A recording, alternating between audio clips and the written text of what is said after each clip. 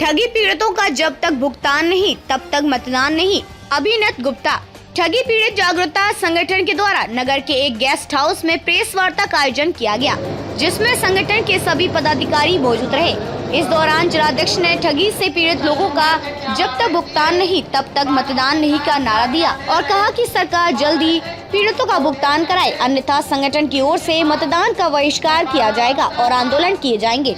रविवार को नगर स्थित एक गेस्ट हाउस में मिशन भुगतान भारत यात्रा के जिलाध्यक्ष अभिनव गुप्ता ने प्रेस वार्ता में बताया कि मिशन भुगतान भारत यात्रा कार्यक्रम के तहत 25 अगस्त 2022 से ठगी पीड़ितों के मध्य एक जन चेतना कार्यक्रम शुरू किया गया था, जिसके तहत करीब 200 जिलों में सभाओं का आयोजन किया जा चुका है। उन्होंने बताया कि बर्ड्स एक्ट 2019 के तहत पीड़ितों को जानकारी देकर उनके माध्यम से जिलाधिकारियों को कानून की अनुपालन सुनिश्चित कराने हेतु ज्ञापन दिए जा चुके हैं। उन्होंने बताया कि 40 करोड़ भारतीय नागरिकों को धोखाधड़ी से क्रिएटेड कोऑपरेटिव सोसाइटी एवं अन्य कंपनियों के द्वारा ठगा जा चुका है। उन्होंने कहा कि मोदी सरकार पीड़ितों का भुगतान करने एवं ठगों को दंड देने के लिए आरबीआई की गाइडलाइन पर कानून बनाया है, जिससे केंद्र एवं राज्य सरकारों ने अधिक सूचित करते हुए नियम बनाए हैं, जिसके तहत राज्य आवेदक पीड़ितों की जमा राशि का भुगतान करेगा और राज्य ही ठगों के विरुद्ध मुकदमा पंजीकृत करवाकर उन्हें दंडित करेगा। परंतु उसके बावजूद अभी तक कोई भी पीड़ित का भुगतान नहीं हुआ है। जब तक भुगतान नहीं होगा तब तक यह संगठन लड़ाई जारी रखेगा। इस मौके पर हरिओम उमर, सुधीर कुमार सैनी, सुनील यादव, जावेद सिद्दीकी, सुनील कुमार सहित अन्य लोग उपस्थित रहे। में आज आपकी बैठक हुई है जी, क्या उद्देश्य है? हमारा उद्देश्य मिशन भुगतान भारत यात्रा के अंतर्गत है, जो हमारा 25 अगस्त 2022 से स्टार्ट हुआ। इसके राष्ट्रीय संयोजक श्री मदन लाल आज़ाद के तत्वाधान में ये तीसरा चरण चल रहा है। हम 19 राज्यों में पहुंच चुके हैं। आज हमारी प्रेस कॉन्फ्रेंस जो की जा रही है वो 200 जिलों में एक साथ की जा रही है। 19 राज्यों में और 200 जिलों में एक साथ की जा रही है। इसका एक ही उद्देश्य है, मिशन भुगतान भारत यात्रा, और एक नारा हम लोगों का है, पहले भुगतान फिर मतदान। क्योंकि बर्ड्स एक्ट 2019 जो हमारा राज्य सरकार से और केंद्र सरकार से दोनों से ही पारित किया गया है, उसकी अनुपालना को सुनिश्चित कराना हमारा उद्देश्य है। इसी ही एक्ट के तहत हमारा भुगतान हो सकता है और कोई ऐसा एक्ट नहीं है जिससे ठगी पीड़ित जमाकर्ता परिवार को भुगतान मिल सके, क्योंकि ये राष्ट्रपति के तत्वाधान में किया गया है और इसी की अनुपालना सुनिश्चित कराने के लिए हम लोग यहाँ पे हर जिले में सक्षम अधिकारी से बातचीत कर रहे हैं।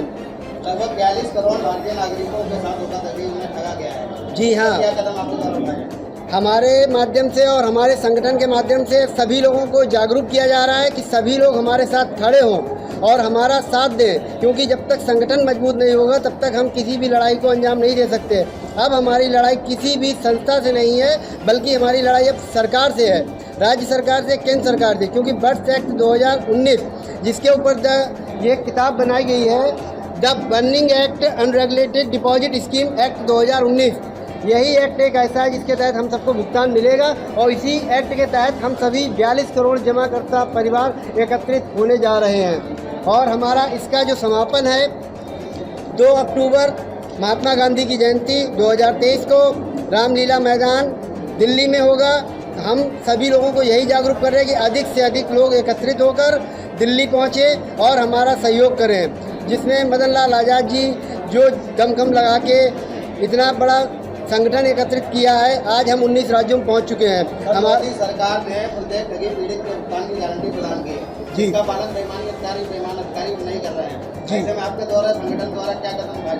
सर, इस आदेश के बाद में हम लोग सभी लोग एकत्रित होकर जा रहे हैं, सक्षम अधिकारी को अपना ज्ञापन दे रहे हैं कि सर, जिसकी जानकारी सक्षम अधिकारी को नहीं है उनको बता भी रहे हैं कि बर्ड्स एक्ट के नियम क्या क्या हैं, आपका अधिकार क्या क्या है। हमारे आवेदनों को स्वीकार करें, हर जिले में पोर्टल खोले जाएं, हर तहसील में आवेदन स्वीकार किए जाएं और उनको जांच करके आप उसकी लिस्ट बनाकर ऊपर राज्य सरकार को भेजें, राज्य सरकार केंद्र सरकार को भेजेगी और उसके बाद में हमारे भुगतान किए जाएँ। सरकार ने एजेंसियाँ बनाई है, बताना चाहेंगे हम आपको एक जानकारी कि सरकार ने लोगों से डिस्प्यूट करने वाली एजेंसियां तो बहुत बना दी हैं, जैसे आपकी ईडी हो गई, सेबी हो गई, ईओडब्ल्यू हो गई, डीईओ डिपार्टमेंट हो गई। इन्होंने क्या किया, हर कंपनी की प्रॉपर्टी को मॉर्गेज तो कर लिया है, बट डिस्प्यूट करके लोगों को भुगतान करने का इन्होंने अभी कोई भी कार्य स्टार्ट नहीं किया है। इसी की लड़ाई हम लोगों की चल रही है कि आपने जब 4 से 5 कंपनियां केवल एकत्रित करने की बनाई है, तो इनका भुगतान करने के लिए भी तो एक संगठन बनाएं, एक कंपनी बनाएं जिससे लोगों का भुगतान हो सके, जिसके कारण 5 लाख से ज़्यादा लोग आत्महत्या कर चुके हैं, जिसका ऑन रिकॉर्ड हम लोगों के पास में है। ऑन ड्यूटी सैनिक हमारे 1200 सुसाइड कर चुके हैं, इसका भी रिकॉर्ड हमारे पास में है। कई लोग की शादियां रुकी हुई हैं बेटियों की, उसके बाद में कई लोग बेचारे बीमार पड़े हुए हैं जिनको भुगतान नहीं मिल रहा है। सिर्फ सरकार की अनदेखी के कारण ये कार्य हो रहा है। सरकार ने कानून तो बना दिया है और इसको पालन करने के लिए आदेश भी किए, मगर हमारे जो अधिकारी बैठे हुए हैं वो इसकी अनुपालना सुनिश्चित नहीं कर रहे हैं। बहुत सी जगह पे अभी काउंटर नहीं खुले हैं, बहुत सी जगह पे अभी पोर्टल जारी नहीं किए गए हैं। अभी यूपी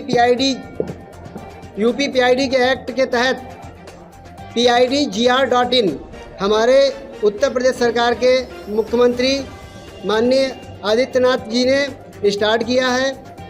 इस आवेदन को हम लोग जब कर रहे हैं, इसमें एक दिक्कत आ रही है, क्योंकि इस पोर्टल के तहत सिर्फ एक बार ही OTP आता है और इसमें 5 MB की ही फाइल लॉगिन की जा सकती है। आपके संगठन के द्वारा कितने लोगों तक अभी तक लाभ पहुंचा है? सर, अभी तक हमारे संगठन के माध्यम से लाभ तो नहीं पहुंचा है। अभी हम सबको जागरूक ही कर रहे हैं, क्योंकि अगर ये कानून स्टार्ट हो जाता, भुगतान चालू हो जाता, तो हमें ये प्रेस कॉन्फ्रेंस करने की ज़रूरत ही नहीं होती।